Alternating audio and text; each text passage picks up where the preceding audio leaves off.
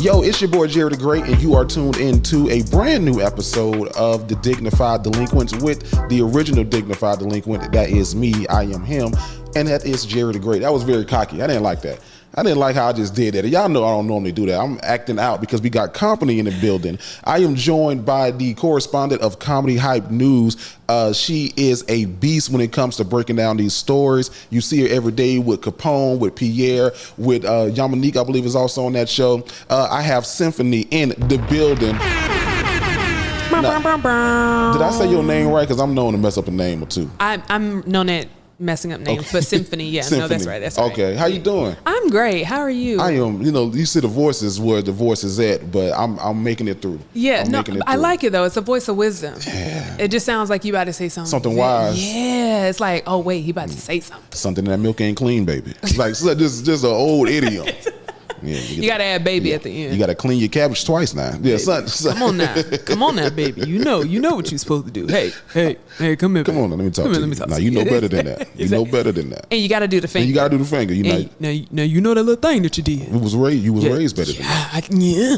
Act like you got some home training now. Okay. That's how a parent would do you and then go send you back and not go play. Like, I don't want to play after all of that. Like, you just lectured me and then you want me to play. No, I have a lot on my mind. Play. Like, no, I'm not going to do that. Listen, thank you for joining me on the show. I know you had to film your show today and then we had to move the schedule around, but it worked out perfect because now we get to do a one-on-one interview and this is great. So I'm excited about this. No. Thank you for inviting me. And again, yeah, we were filming Comedy Hype News show and ran over because of some meetings after, but it was a good show nonetheless. And then being able to come here is a good time. Yeah. Absolutely.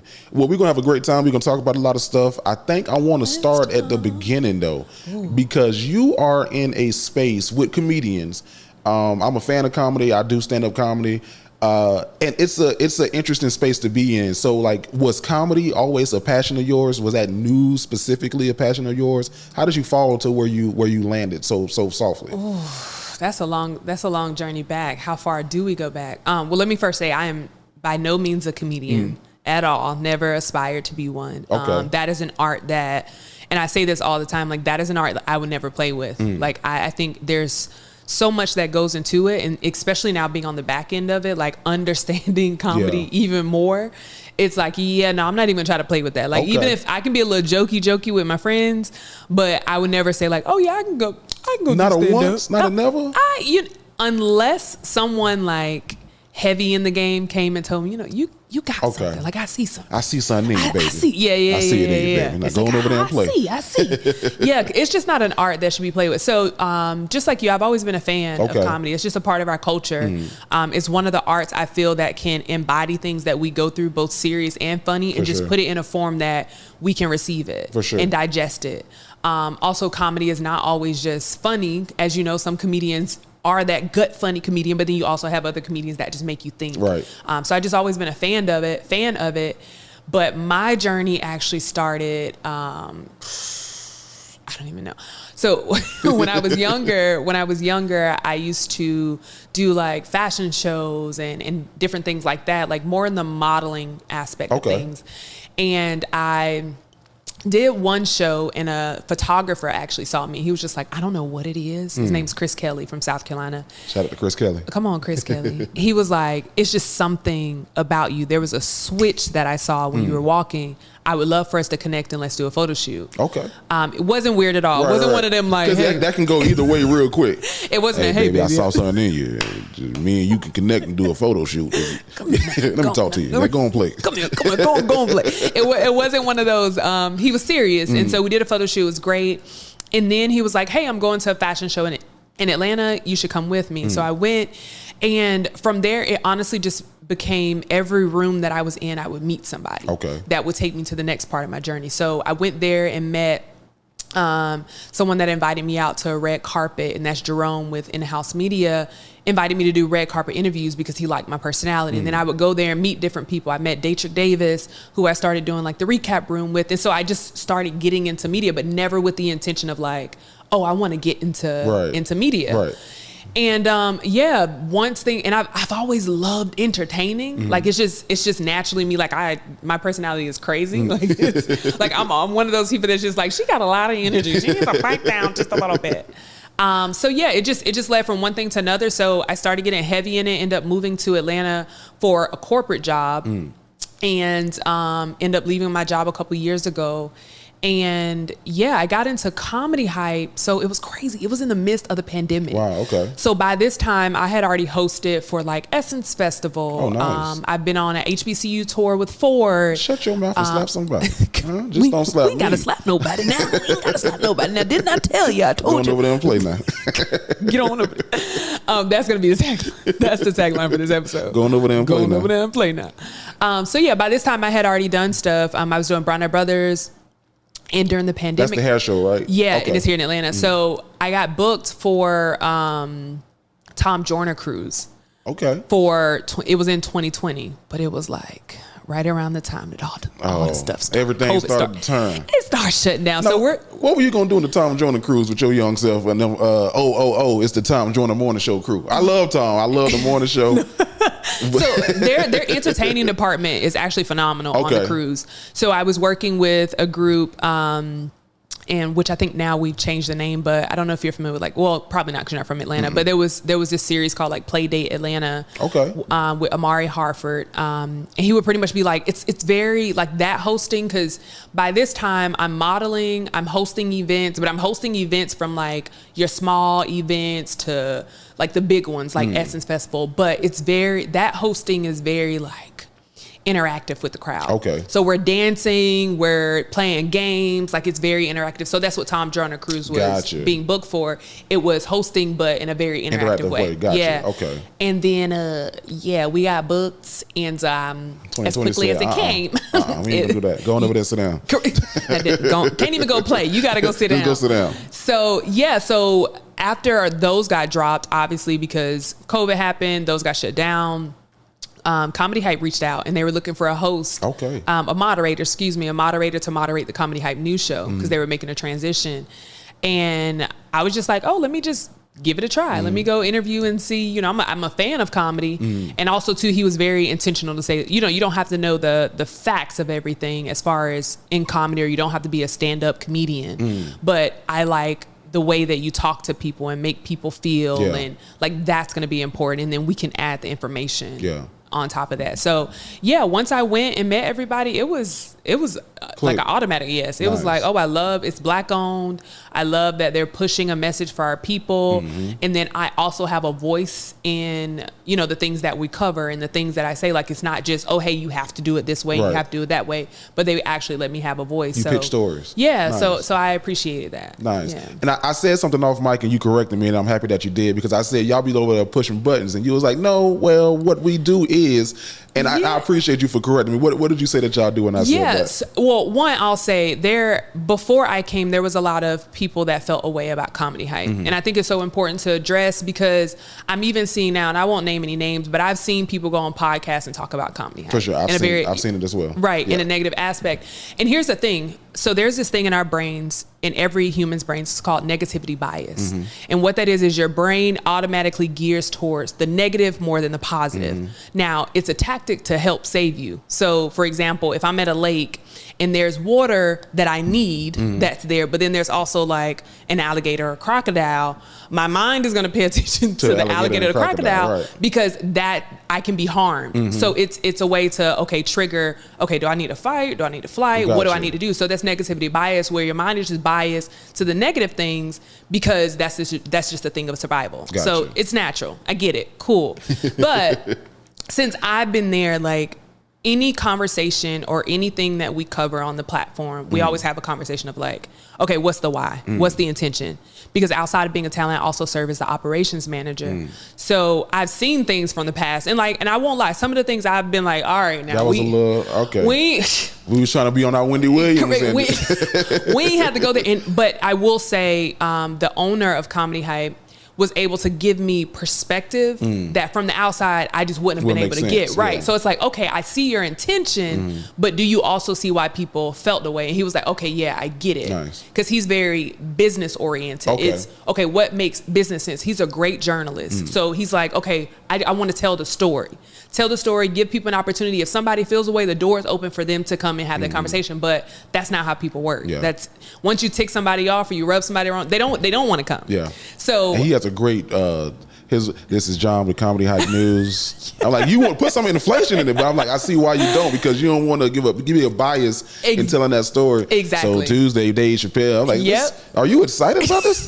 Exactly. shout out to John at Comedy Hype. No, I love him for that. He's such an amazing person. And I've even seen, for example, I'll bring one, Earthquake. We interviewed Earthquake's wife like some years before I came, and Earthquake didn't like that, but Earthquake actually sat down and had a conversation. We did an interview with him, and him and John was able to have that real conversation of like, Earthquake saying like, hey, I didn't like that. Right. But then they were able to mend all that extra stuff and move forward. With a simple conversation. And a lot of people that feel offended or feel a way about Comedy Hype, they're not open to the conversation. Because I've seen where, again, things are done in the past that I don't agree with. I'm like, okay, hey, let's reach out to that person and have a conversation. For sure. How can we make it right? How can we move forward? Because now I'm in the business of, okay, well, Comedy Hype has gotten this far from an internet perspective, but we're in Atlanta where there's a lot of comedians. Okay, let's connect to community. Like, how do we connect to community? But it's difficult to do that when people feel away or they're just running off what somebody else says and not giving it a chance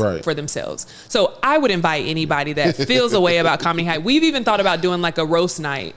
Like if you want to come roast John because you felt away. But it's just getting people who feel away to come and like, okay, hey, can we move forward from that? Yes or no? The new perspective of what we're going now. Like, exactly. That's who we was, and this is what we learned, we grown, we elevated, evolved, and what's another E word?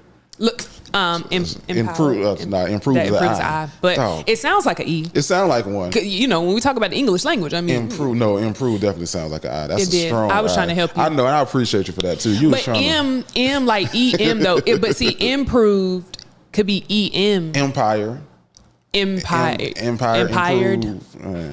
it's okay. Right, it's okay. Encouraged. There we go. Encourage you to come back. Now, so you do the show, and you sit between some juggernauts when it comes to comedy, and they got strong opinions. Like even on Pierre's Panic Room, I love Pierre because Pierre is like one of the people who. He doesn't care how you feel about what he's going to say. He's a man's man that's going to stand on his opinion. I said it and I'll defend it. And if you mad about it, then let's talk about why you're mad about it. Yeah. So you sit between him, and then you got Capone, Yamanique. Am I missing someone else? No, those are three. Okay. Yeah. How do you balance that dance? Because that could be. Yeah, no, honestly, I think the thing that helps me the most is like we're family, and then so I know no matter how crazy the conversation gets. After the conversation, we're gonna be like, all right, y'all, that was crazy. Yeah. Like, Pierre, you said some crazy stuff, And then I think it's just who I am as a person, like just always being that mediator, being in the middle and not really swaying, towards the other. Yeah. Too far left, too far right. And they make it easy for me too. I mean, yes, like they understand how business works. Pierre, Yamanika, Capone, they've been in the game for a minute. Yeah. So when they come and they understand like, okay, hey, I might get a little rowdy on this one, but I know how to stick it and not carry it on to where it's too much. Right. So it's just a team effort. And even sometimes if they do take it there, I understand them more now, especially we've been in this longer, to say like, okay, well, I know when to pull back and when to push and when to, it's just learning one another. It's like it's like a family. Like even the arguments that people see on the episodes afterwards, we'd be like, man, y'all crazy for that one. Y'all showed out for that one. Good episode. Good episode. Going over there and play. Go back and play now. Go play. But yeah, it's family, and they make it smooth for me. That's dope. I think like seeing you on that show is equivalent to seeing. Give me a sportscaster. Let's like sit between Shannon Sharp and who you like. It's similar to that. You know what I mean? I appreciate it. But you actually have a voice. Like they don't drown your voice out. You can say what you want to say. That you deliver the story. You set it up. Then they tee off with it. Yeah. Now of course it's media. I work in media. I got my degree in communications. My master's in marketing. Shout out to myself for doing that. No, I ain't gonna because they might want some money. They want their money back. So. Never mind. I'm still in school. Two.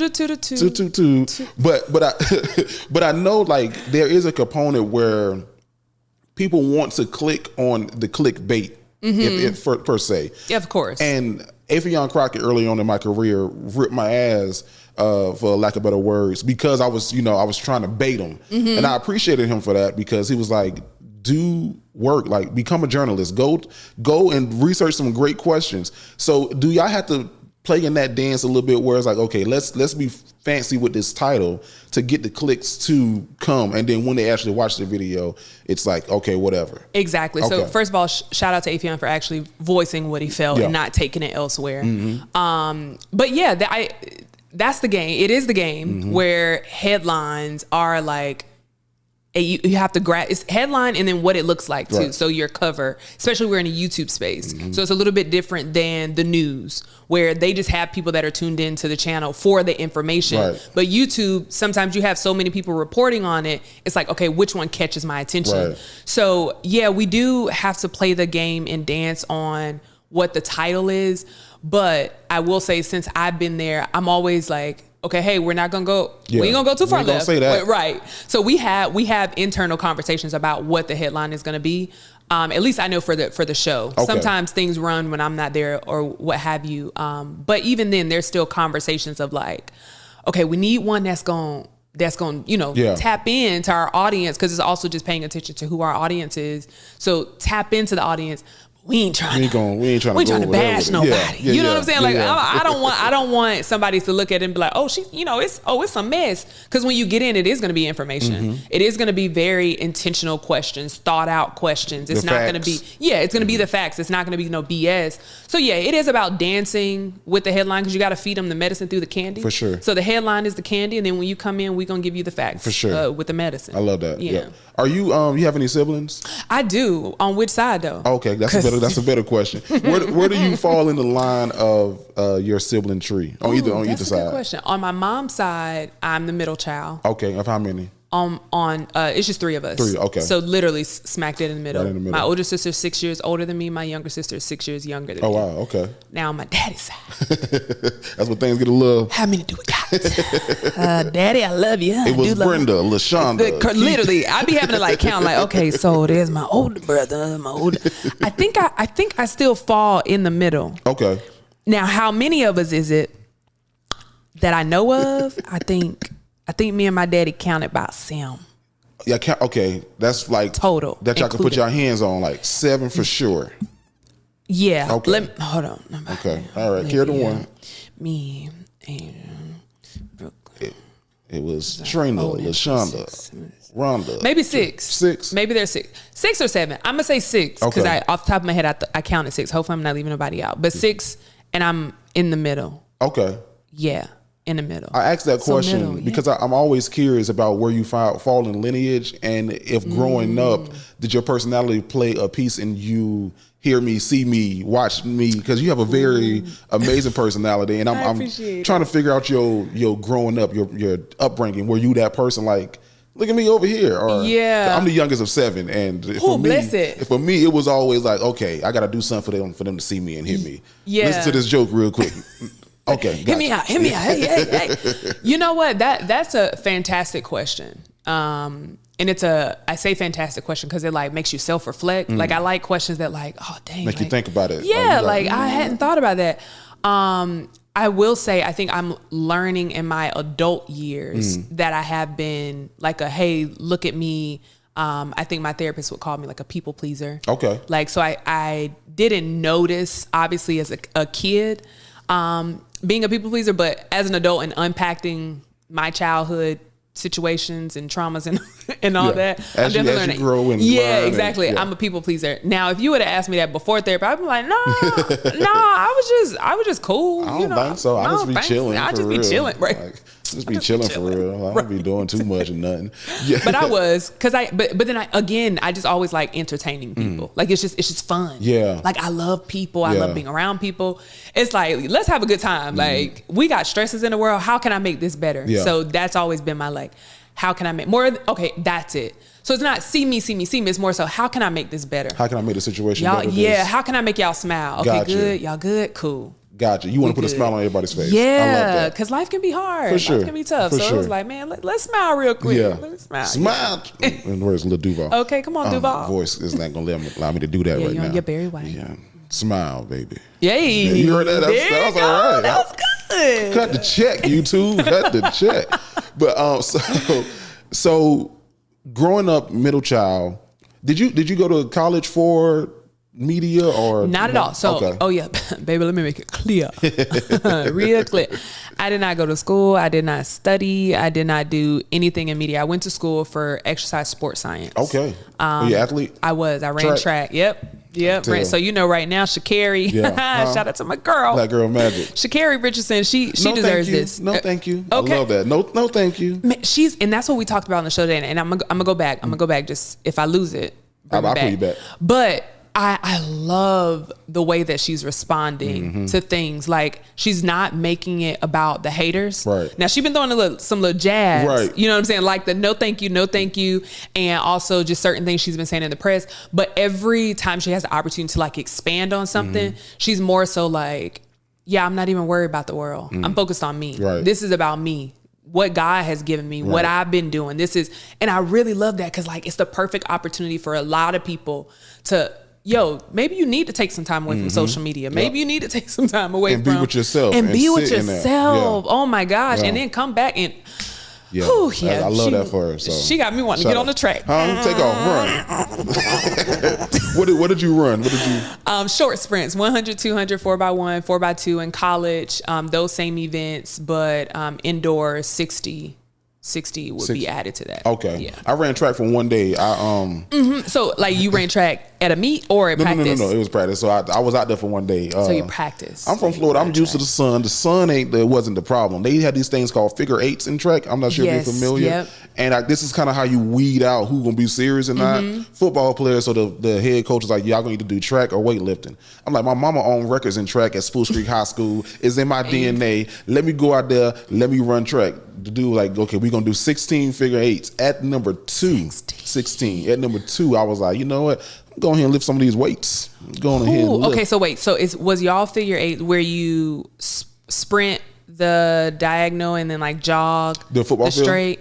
Y'all did on the football field. So it was a football field. So you jog the end zone, sprint diagonal, jog the end zone, sprint. Yeah. So he was like 16 figure eights. And I was like, nah, sir, I'm going to go ahead and put this weight up. So we did that in so I started running track in high school. I didn't start until high school. Okay. And I only started running track, and I know we got to go back, but we're having a good time. We're having a good time. I started running track because my sister was in high school, and we went to go pick her up, and her ROTC, ROTC leader? Commander? No, that's probably not Sergeant. Sergeant sounds good. He Sergeant, I'll go with that. His name was First Sergeant Moss, so I'm just going with that. I feel like that was it. And he saw me, he was like, hey, Ugly, you gonna run track for me. And so I was like, First of all, sir. No, but it was like from a love, like right. It was from one of them. Oh, he's hey now I told you you gonna run track now. Go on over there and play. He wanted him. Yeah, okay. He wanted him. So I started running track in 9th grade. And I actually did, and I forgot, we called them cross fields. Okay. So we didn't do it at the football field. Okay. No, sir. No. We did it in the inside of the track. The field. Gotcha. So that's why we called them cross fields. So we do the same thing. And I passed out. Oh, wow. At one of the practices.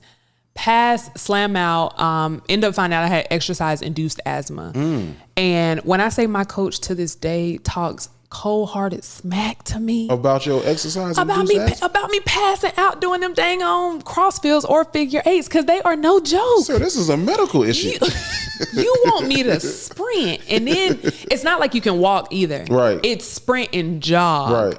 You want me to try to find like a little group, like, okay, we're gonna be at the same pace. You think? No. You think? Pick it up. Yep. Oh, shoot. And he'll keep adding one for the entire team. If you slow up, if you walk, Yeesh. So it was like, yeah, I remember them. So you went to school, track scholarship? Yes. Okay. Yep. Coastal Carolina and Myrtle Beach. Shout out to Coastal Carolina and Myrtle Beach. Shout out to the basketball coach out there. I can't think of your name, but I know who he is. Yeah. Shout out to you. The athletic department has grown so much since I left. Like the track that's there is crazy. But yeah, and I went to school for exercise sports science, thought I wanted to be a physical therapist. And it wasn't until about my junior about my junior year Took a that I was kinesiology like, class. You was like, hold on, wait a minute. Baby, it was the internship.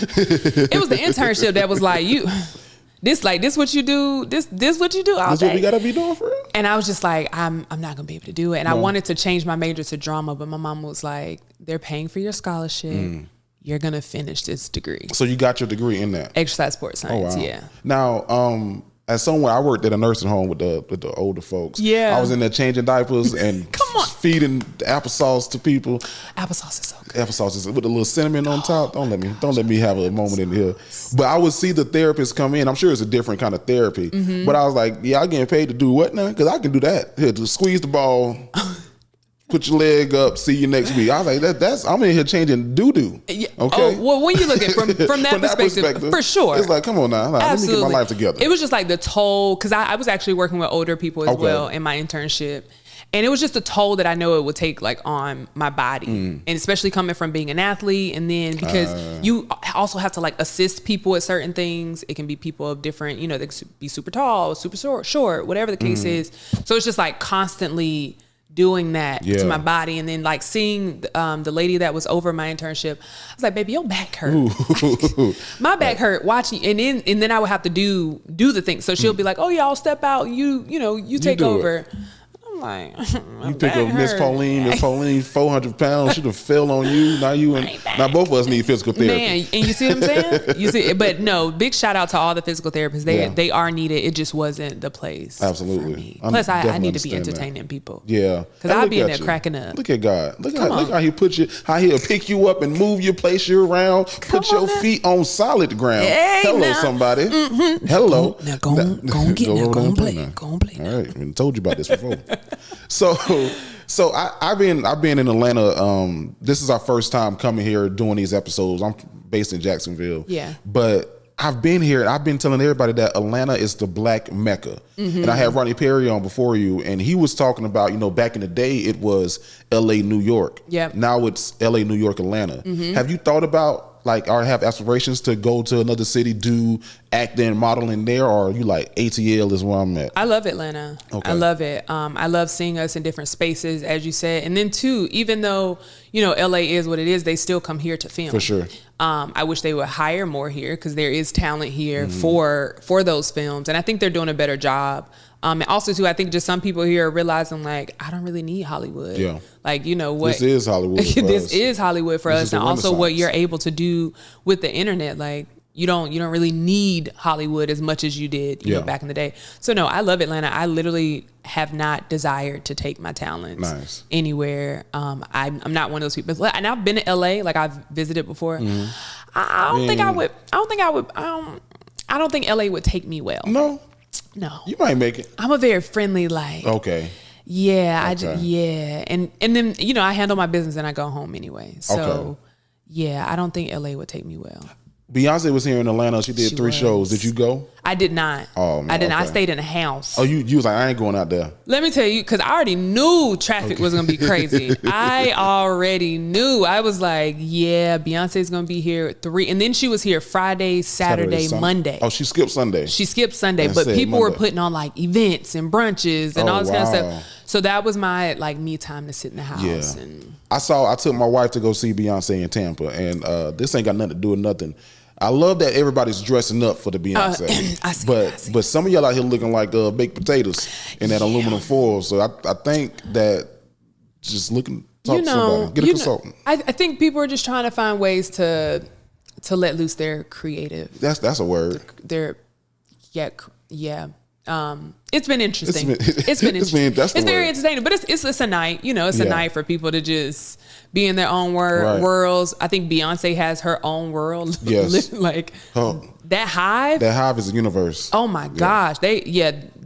And let you say something when Beyonce say mute, huh? They'll snatch your lips off your face. I had a friend, and I have an associate, I guess I would call her, but she posted a video of her friend literally like covering her mouth. Yeah. Of like, girls, you better don't you say nothing. And I was like, child, I didn't even know about the mute challenge. I didn't either until it came to Atlanta. They were in there practicing. They was in the hall, like at the stadium, walking up, look around, everybody. Good job. Okay, let's do it one more time. You were a little breathing too heavy.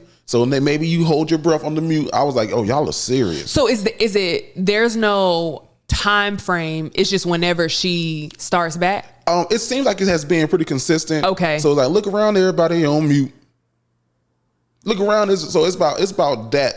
Ooh, child. I hate those. Yeah, I'd be bad. Like songs that do that. You know, like in the beginning when you be like, don't. Right. Yeah, it's like I ain't never know when to jump in on that. That was like double dutch. You be literally don't like. Yeah, I'm glad I didn't go because I would have messed it up for everybody. Yeah, they probably would have been on you. They would have been like, okay, that whole section up there. I don't want nothing to do with the hive. I'm good. I love y'all. Yeah, we ain't gonna mess with you. No. And y'all look gorgeous. Absolutely. Hey, now, because y'all look amazing. I ain't say it. No, she didn't. That was me. That was Jerry the Great that said that. Now I gotta ask you because you're on a show called Comedy Hype, so we gotta talk comedy. Give me your top 5 comedians. Who are your top 5? Ooh, top 5. Okay. See, that's okay. That's tough. It is. Okay, when you say comedians, are we saying... Let's go stand up. Stand up. Let's go stand up. Stand up. That I've seen in person that's what I'm going to go by. Oh, that's even better. That's what I'm going to go by, I think. Dang, you said 5 though, huh? Give me 3. Thank you. Pressure's off. You said 5 though, right? The pressure is off. Thank you. Okay, so Dave Chappelle. Okay. I love how he makes me think and how he strategically makes me laugh. Lavelle Crawford. Love Lavelle. He punches me in the gut laughing every single time. Lavelle came to my school to do an interview. I was doing radio. Yeah. And there was an old white lady that worked at the desk as a receptionist. So I know this lady. She's a very nice lady. Shout out to Miss Susie. And he came in and he was 30 minutes into the interview. And then he said, yeah, y'all got a damn ghost working at the desk. And I was like, what? He is hilarious. Lavelle was gonna say whatever he want to say, and it's funny. Okay, it is, and he's country. And he's like, country. And when I say like that's just who he is, it's not a front. It's not a stage thing. He is literally a country God-loving man who loves his wife and loves fishing. Like that's he gonna tell you too. Okay, one more. I gotta take this one back. Now I didn't have the opportunity to see this person live. Okay. But Bernie Mac. But I'll say from the sense, but we did say stand up. Ooh. Bernie? I can't say growing up that I was allowed to watch like Bernie Mac stand up. Obviously now I have. Okay. But what Bernie Mac did with like the Bernie Mac show and just pretty much any movie he was in. Yeah, it's just, and then also knowing that like a lot of his stuff was just off the cuff and just, I don't know. It was just, you could just tell it was just real, or it felt real to me. Like it just felt like, oh, this man that's my uncle. So just being able to connect. And I think that's what I like. And I think because that's what comedy is, subjective anyway. Right. Because it's how do I relate to this person? How do I connect? And Bernie Mac was like uncle to you. Uncle to me. That's how I feel about Sid. Yeah. Yeah, I feel the same way about Sid. I'm like, okay. Sid is another. Now I got to throw in a female too. I was gonna say because that was gonna be my thing. They gonna be like, hey, I know. How she not say so and so? No, yeah, and that's a tough one too. She's not a fan of Comedy Hype anymore, but I'm still gonna give her flowers. Monique. Okay. Y'all just had her on. She was just on there. That was a while ago. Oh, it was okay. Yeah, that was before. But the thing I liked about Monique, and I think what made me connect to her the most. Do you remember her on the BET Awards? Hosting? 03, 04? Yes. That to me was just... That made me want to host. Correct. Can I do that? Exactly. Yeah. Correct. Because it was not just, oh, I'm here to, take you from point A to point B. Yeah.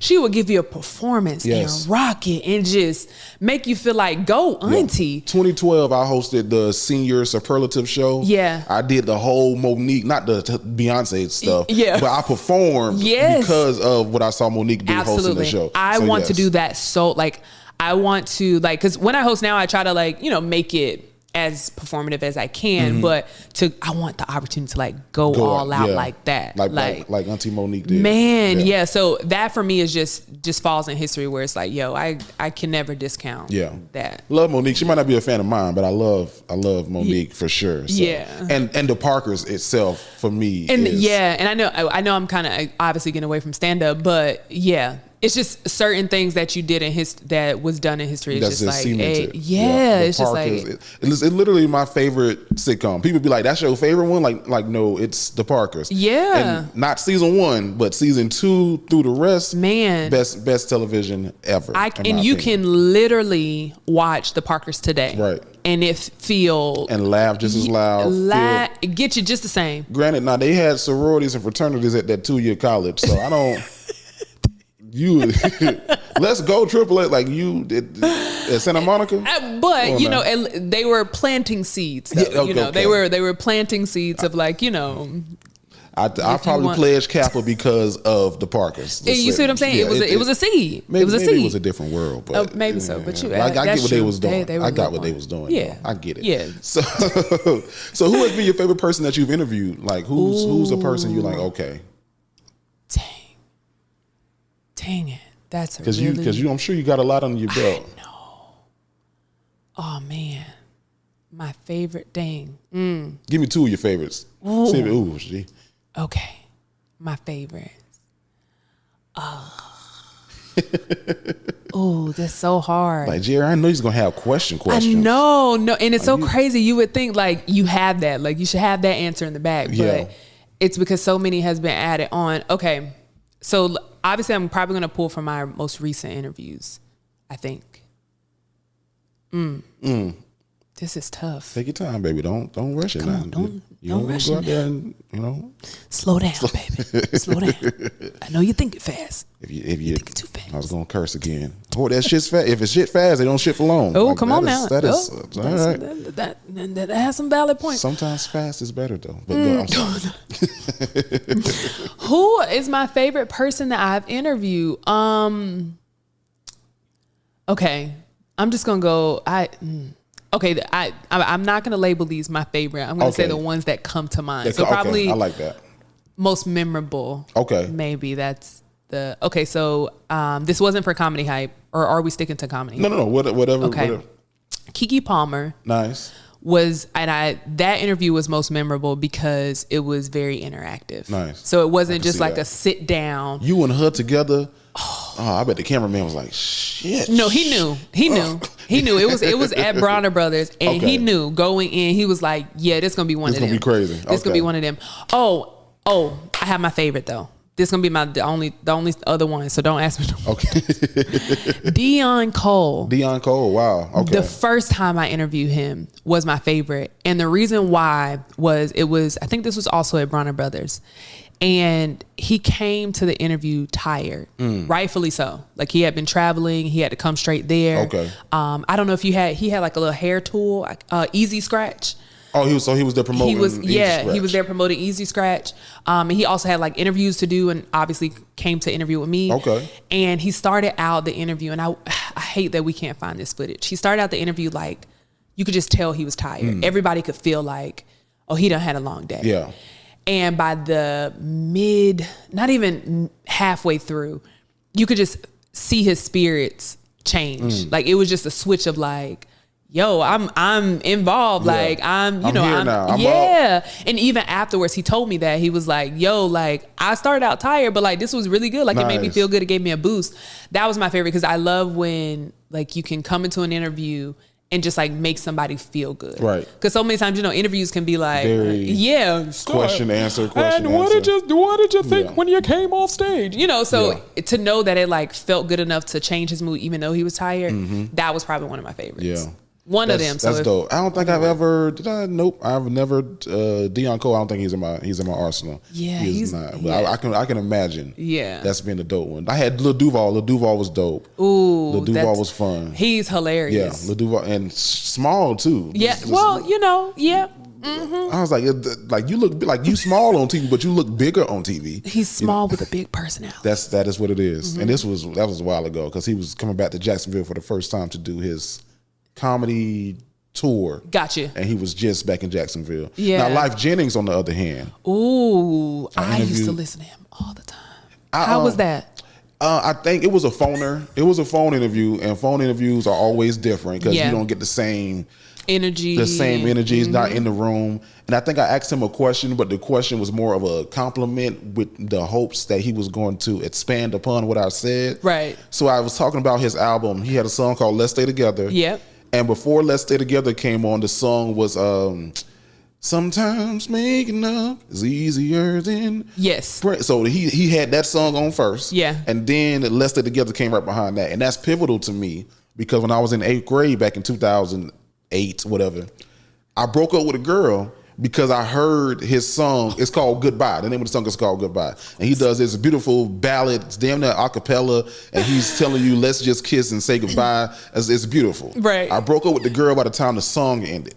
When it went to the next song, you got back with la la la la la. I was like, wait a minute, what is Let's Stay Together? I was like, come on, can we work? She was like, nah, I'm done. That's it. I was like, oh, life. So I was telling him how pivotal that was for me in my life, and I gave him a compliment, and he was like, well, is that a question or what are you?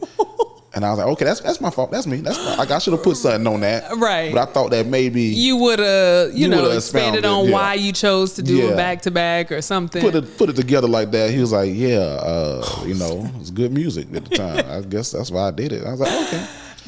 Phone interviews and even like Zoom. Yeah, I just prefer in person. It just feels better. I can feel your energy. Yeah. I know how to like transition questions better because based off your energy, I'm not going to say something that's going to offend you. Right. But if there's something that I do want to make sure I ask or that I know, I can feel your energy to figure out what's the best way to communicate this to you and not in the way that I want to. Because you were supposed to be on a while ago, but it was supposed to be virtual. And I was like, absolutely not. Right. I said, absolutely not. I don't know. I got to figure out when I'm coming to Atlanta so we can do it in person. Yeah. So for you, well, let me talk about Keke Palmer real quick because you interviewed her. Yeah. I'm curious to hear your POV.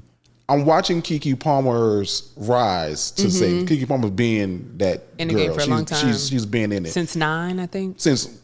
Maybe 9 was it Killer and the Bee? Maybe even before then. I think maybe before then. Maybe before then. Yeah.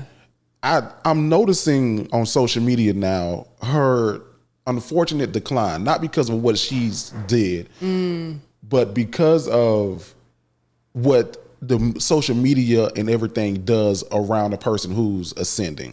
And now, she did the video with Usher and they're hoping and praying for her downfall. Do you see that in the media sometimes? Because social media is a blessing and a curse. Absolutely. And as someone like Keke Palmer who thrives on social media, sorry to that man. Just correct. A big moment. Yeah. And now it's changing. How do you navigate those waters? I mean, for me, the internet is not, it's unfortunate. The internet is not real for me. I don't put all my eggs in the basket of social media. For sure. Obviously, there's comments. We talked about Keke Palmer in the whole situation. My thoughts, I'll first say, on the whole situation is I understand everybody's part. Now, would I respond to it the way that Keke Palmer is responding to it? No, I wouldn't. But, Keke Palmer has always presented herself as a diva. Right. You know what I'm saying? So she felt wrong. So it's it's True Jackson VP? Yeah. You just get in the energy that she felt like she received. Right. But, I see this happen all the time where it's the world will, build you up and rally for you and da-da-da. Then the moment that you do something that they don't agree with, it's F you, da-da-da. And it's so, personally, I don't feel like it's going to impact her career where she's canceled or, not receiving opportunities. She's also created her own network, Key TV network. So I don't see it really impacting her financially. People just gonna talk junk and then it's gonna go away. Yeah. It's gonna go away. And the only reason why it's dragging out this long is because she's choosing to make it drag out this long. Yeah. So it's the internet, people get upset and they have what they used to call them Twitter fingers. I guess now you call them X fingers. X fingers. That don't sound as that sounds a little nasty. It's not the same. Yeah, that's not good. I'm Xing instead I'm tweeting. Anyway. Made my back itch. But yeah, people, when they're behind the screen, it's just yeah.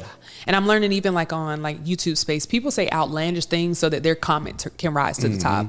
So I don't pay attention to it. And they don't have a profile picture either. At all. They don't never have a profile picture. Zero pictures, but you subscribe. On. Yeah. So it's for me, it doesn't bother me at all. I'm mindful to, read some of the comments just because I want to make sure that our stories are hitting what they need to hit and that our audience is the majority of our real audience. Getting the message. It's getting the message. Right. Yeah. But as far as letting it impact me, I'm good with me. I'm good with God. Hey, God, is this aligned with your will? Cool. Yes, it is. Then y'all can hate me all y'all want to. You know, I don't know what people believe in, but for me, I do believe in Jesus. So, Jesus was one of the most, or not even one, Jesus was the perfect man, and still had people that hated him. Still had haters. So following him. I expect it. It's like, who am I to think that I'm not going to have somebody, especially now that we have the internet, the whole world. Especially TikTok. They can say whatever. Man, I'm not even on TikTok. That's crazy. Yeah, TikTok just... No, I keep getting on, then I get off. Okay, I can understand that. Maybe it's addictive. I can definitely understand that. I get lost. You were strolling like 5 hours later. What happened? Correct. 5 hours later. I'm like, I need to do some work. I really need to do some work. Yeah. So now, before I let you go, as a woman in this space, as a Black woman in this media space, what are some of the challenges you face, and what advice, guidance could you give to someone that wants to follow in your footsteps to get into this media business and game? Because I'm sure that it has its ups and its downs, rough nights, rough days, and you can easily go into a pitfall and do what you're not supposed to do. Correct. Go sit on many sofas that you're not supposed to go sit on to try to hopefully raise your status quo. How have you navigated one, and then what advice would you give to the next generation? Yeah, so I'm big on handling business first. So I put people in place to maybe have certain conversations in the beginning. So for example, if you reach out to book me for something, you're probably not going to get me on the email. Shout out, can I say her name? Yeah, Ivy. Big shout out to Ivy for holding it down. Because before that, what I realized, I was fresh in the field, and on my business card, you have my email, and then you have my phone number, and then you have, one of the biggest challenges for me is, I praise God and I thank my family that there's some type of attractiveness to me. So I understand certain people, and even just being a woman, people are going to be attracted to you, whether it's you look attractive or you got some cookies that they want to put their hand in a jar. Yeah, snickerdoodles. Correct. You see what I'm saying? So one of the biggest challenges for me is just when because I'm about business, and I stand 10 toes down on okay, does this make sense? How are we going to handle this business? Woody whoop. But then you have some people that try to use it as oh yeah, I want to do business with you, and then you come to have a conversation, and it's not that. Yeah, they cook dinner and everything. So I was trying to. You coming over? No, absolutely. I got some salmon here. Sounds like that's for you and somebody else. So once I realized, okay, obviously that's not going to be something that I change. It's just about, okay, how do I put together a team that can help me, be in business. Yeah. And then also too, I guess the way that I navigate it too is just always making sure, always making sure that I'm aligned with God. So I don't make quick decisions. Nice. I don't think fast business lasts long. So I'm in it for a long time, not a good time. So, it's just about going back and when I have an opportunity, okay, does this make sense? Cool. Thank you for the opportunity. Let me just take some time to think about it. I go back, think about it, pray about it. And then if it feels right, then I'll move forward. You ain't going to jump out there real quick for no reason. Yeah, I respect that. I ain't doing that. I respect that.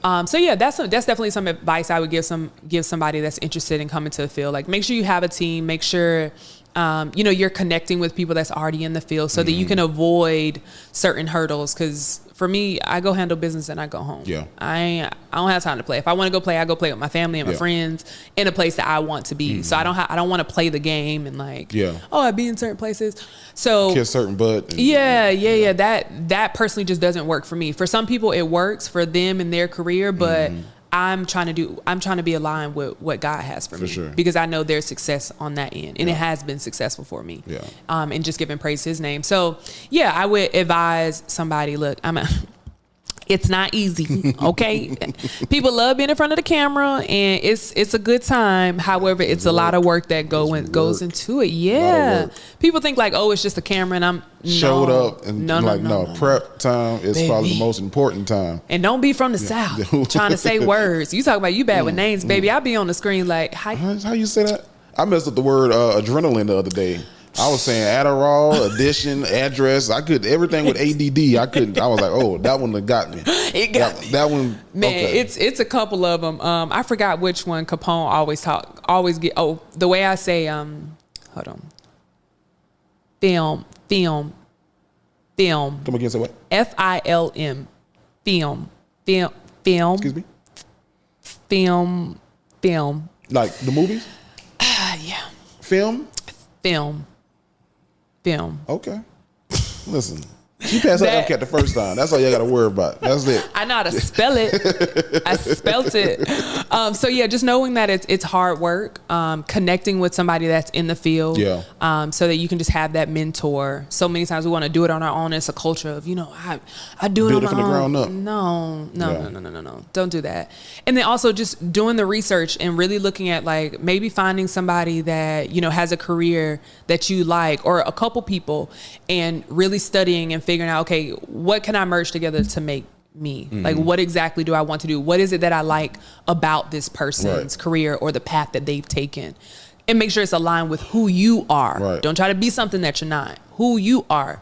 And then lastly, I would say, ask yourself why. Yeah. Everything that you do, ask why. Yeah. Why do I want to be in this field? Why do I want to get into this game? Why do I want to, like, really pushing it out of why? That is your purpose. Man. Having your, Because you got to be grounded, because like it'd be some crazy things going on in this industry. And you'll find yourself at a party with a tray just like this with cocaine on it. But you have to ask yourself, go into this party, why do I want to go to this party? Does it make sense? Going back and look, even write down what you want. What's your purpose? Why are you doing this? Okay, hey, is this party getting me any closer to this? Right. No, then no, I'm not going to this party. No is the easiest word to spell, but the hardest word to say. Hello, somebody. No, just say no. So I think it's a lot of, but I would leave with those. Really finding your purpose and your why, and then being okay to say no if it's not aligned with that. Absolutely. Yeah. Well, listen, I appreciate you for coming through and chopping it up with me. This feel like family. This feel like a family reunion. We did and talked about some of everything. So this was amazing. No, I appreciate it. Where can they find you on social media if they wanted to follow you and say, hey, let me follow her career and stay in tune with what she got going on? Absolutely. So you can follow me on Instagram at Symphony Thompson. Symphony. Ooh, spell that. I know. Symphony is spelled just like the orchestra. Oh, okay. SYMPHONY Thompson. Y'all know how to spell Thompson. THOMPSON. I ain't never got a problem with that. But Chick-fil-A be messing up Symphony. Synthetic.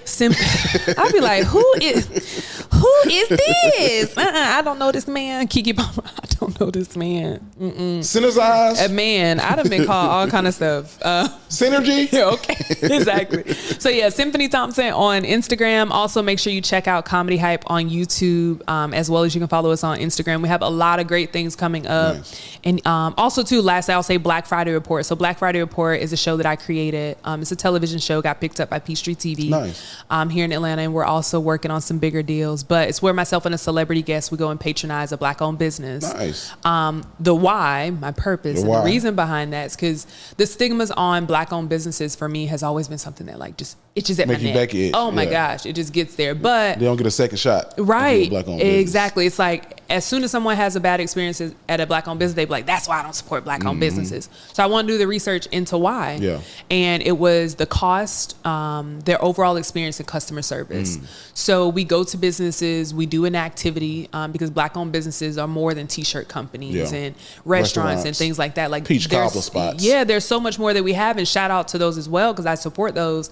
But I just want to show like Black-owned businesses, like there's a variety of us, of businesses. So yeah, we go, we patronize, and then at the end, I ask the celebrity guests, those three things. How would you grade this? Like a report card. Okay. How you grade it, and then during the last 30 minutes of the show, I actually sit down with the owner of that business to talk about their challenges, so that you can just get a different perspective. It feels like it's almost one of my favorite shows on CNBC, hosted by Marcus Malonis. I'm saying all those words so the name come to me.